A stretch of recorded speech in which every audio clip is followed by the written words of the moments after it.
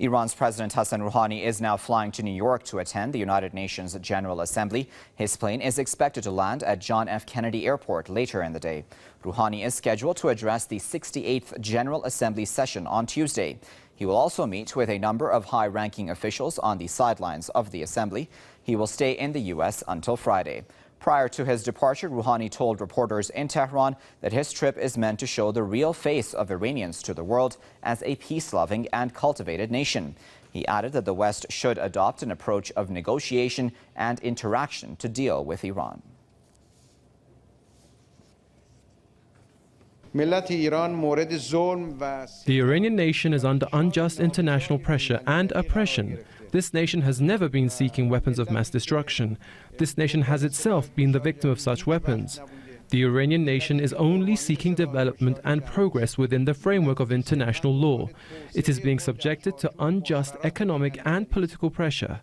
I intend to convey this message to the world that the approach of sanctions is illegal and unacceptable and will never help them achieve their goals. They should instead adopt the approach of negotiation and interaction.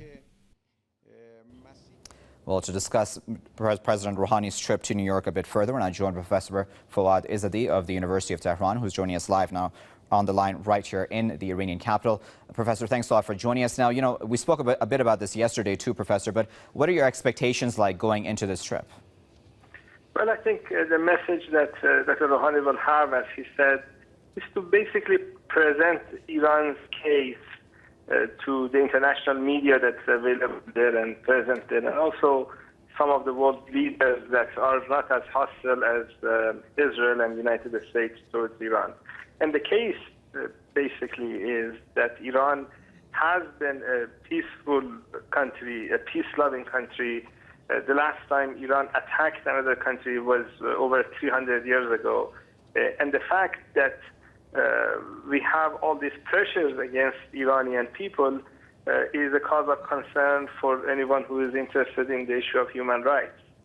So he's going to present these cases to his audience, and he's, as the president of Iran, is responsible to make sure that the people of Iran are not in a situation where their fundamental rights are not respected, and he needs to make sure that the country's foreign policy is in line with his administration's goals. So this is basically an exercise in that he was popularly elected.